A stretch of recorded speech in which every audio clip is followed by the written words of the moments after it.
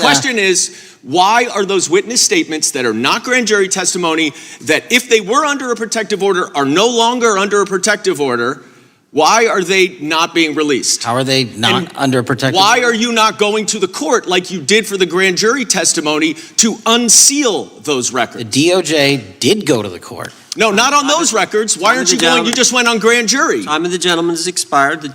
You are hiding the Epstein files, Mr. Patel. Time of the gentleman has expired. You are part of the cover-up. Today, we're watching something that hits a raw nerve for a lot of Americans. Congressman Dan Goldman going head-to-head with FBI Director Kash Patel over the Epstein files and all the questions that have been hanging in the air for more than a decade. And let's be clear, this isn't just another hearing clip. This is one of those moments that taps into a much deeper anger simmering across the country. Because every time powerful people are involved, the truth suddenly becomes too complicated, too classified, or too sensitive for the public to see. Look around. Americans are getting crushed by rising costs, broken promises, and institutions that feel completely disconnected from everyday life. And right in the middle of that, cases tied to the wealthy, the connected, and the untouchable always seem to move in slow motion. Everything stalls. Everything gets redacted. Everything disappears behind closed doors. And that forces a hard truth into the open.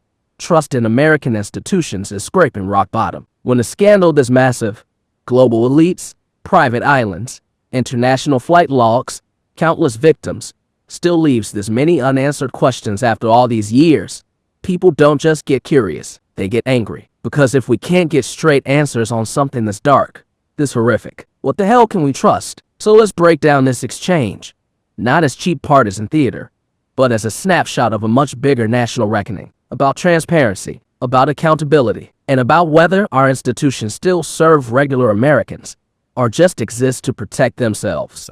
Gentleman yields back. The gentleman from New York is recognized. Mr. Goldman. Mr. Patel, does Donald Trump appear anywhere in the Epstein files? I'm sorry, could you say that again? It's not a complicated question. Does Donald Trump appear anywhere in the Epstein files? I didn't say it was a complicated question. I just didn't hear you, so my apologies.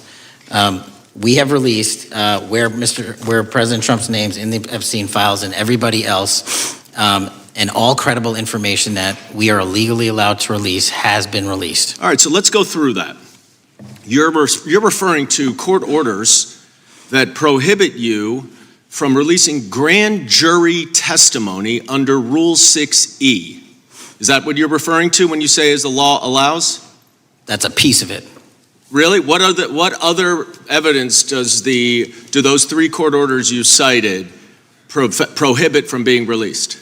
Information that was collected pursuant to those search warrants that were limited in fashion. Wrong. That's not what the court order says, and that's not under 6E. And you're talking, and I said that's 6E, and I said there was others, and I'm answering that there are sealed court order documents. There are protective orders. They are unsealed as part of discovery given to Ghislaine Maxwell. They are no longer sealed. That's just not true. We can argue about it all you want. Okay, well, you agree that there are, so your testimony here is that the reason why you are not releasing all of the videos that you have acknowledged, there are so many, and that the FBI spent thousands of hours of reviewing, the photographs, and the photographs that you have. You're saying that you're not releasing those because there's a court order requiring them to be sealed? Is that your testimony? Never said that about the videos. On the totality of the videos, of the thousands of images that were seized pursuant to the search warrants executed at the time, the overwhelming majority of that video is pornographic material that was downloaded from the internet and child sexual abuse material. We will never release that. Well, as you should not release the victims, but if there are videos that relate to others who Epstein trafficked to, such as maybe Prince Andrew, or photographs, that you have total control to release. Yes, and if it exists. And so why haven't you released it? Why are you supposing that that is a fact when in fact it is false? Are you saying that you're saying that none of the videos relate to anything relevant to the Jeffrey Epstein trafficking ring? Every single video that we have collected pursuant to the prior search warrants has been examined for the last 10 years. And every single video has been utilized for whatever prosecutions were able to be legally brought. I'm not asking about prosecutions. I'm asking about why you aren't releasing the full Epstein files, including the names of people who were involved in the sex ring that you promised to do before you became FBI director? I just told you, I'm not going to release downloaded porn of I'm not children on asking the about internet. that. Fine. I'm asking about all the other files. What other videos? Tell me. Tell me. That's what I'm asking. Tell me. You're saying there are no videos that would be relevant to anyone else involved in the Jeffrey Epstein sex ring. Pursuant to Mr. Acosta's collection of information based on the search warrants. That's all we have in our I possession. understand. And I'm asking you that stuff. That's all we got. I'm not asking all you got. I'm asking you in that stuff. There's nothing that's related to to any other sex traffic, any other people engaged with Epstein in underage sex. That's correct. To my knowledge, no. Okay. Let's talk about the witness interviews. 302s of witness interviews. Those are not subject to the court order. Those are not subject to any fictional sealed order for a search warrant. Why aren't you releasing those with the redacted names of the victims? We are releasing as much as legally allowed. That's why we went back to the How is that not legally allowed? Sir, do you know how court orders work? Do you know how protective orders Actually, work? Do you know how Mr. sealing Patel, orders I was work? a real prosecutor for 10 years. I know exactly how. So I was a court fake orders. one? And I want to understand what the court order prevents you from releasing witness statements that the FBI took. You should know that as a real prosecutor, when the court hand downs a protective order and a motion to seal, the material is sealed unless So that your judge testimony waives here it. is that all of those witness statements are under a court order, a protective order.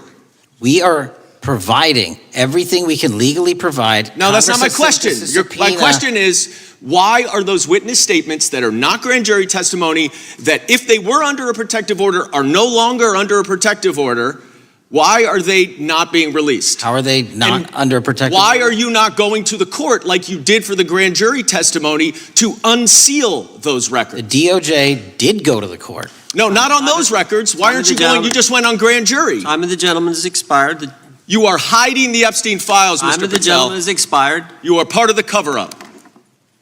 Can I respond? Sure can. Any allegations that I'm a part of a cover-up to protect child sexual trafficking and victims of human trafficking and sexual crimes is patently and categorically false in the work of my So I hope you will talk to them when they Gentlemen's time have has requested expired. to speak with you. Because the Gentlemen's time has victims have expired. Gentleman requested yields and you are back. not responding to them.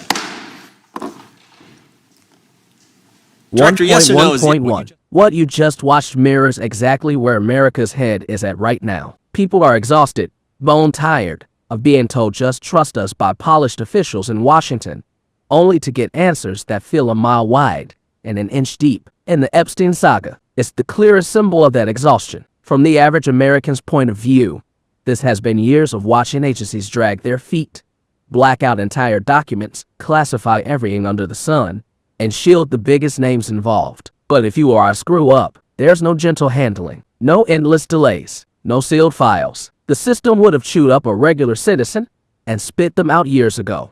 Publicly, elite step in, boom, sealed orders, protective motions, legal gymnastics, technical loopholes, and Americans are done with the double standard. Justice shouldn't only punch down, it should punch sideways and up. Goldman's questioning came off aggressive.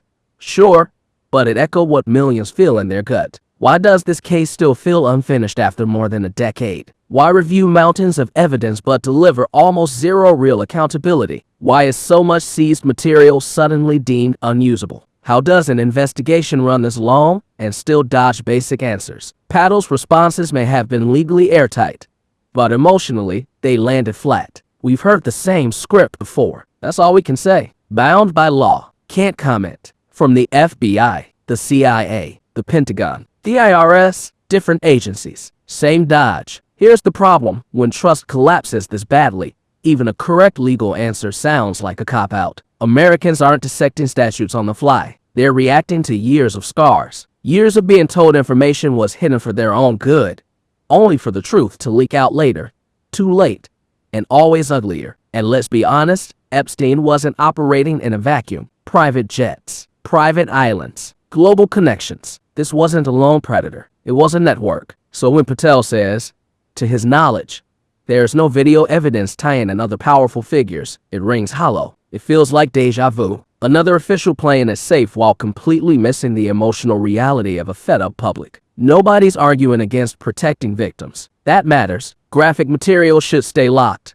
No debate there. But transparency isn't all or nothing. Summaries, redacted releases, court-approved disclosures. America's done it before. Watergate, CIA torture memos, Wall Street crashes, congressional probes. It can be done without burning innocent people. So when the FBI won't even seriously move in that direction, it's fair to ask the uncomfortable question. Is this about protecting victims or protecting reputations? In that explosive moment, when Goldman flat out accused Patel of hiding the Epstein files and being part of a cover-up, that wasn't just political theater. That was raw, unfiltered rage from millions of Americans who feel like the system was rigged from the start. This case isn't just about one monster. It's a stress test for the entire machine.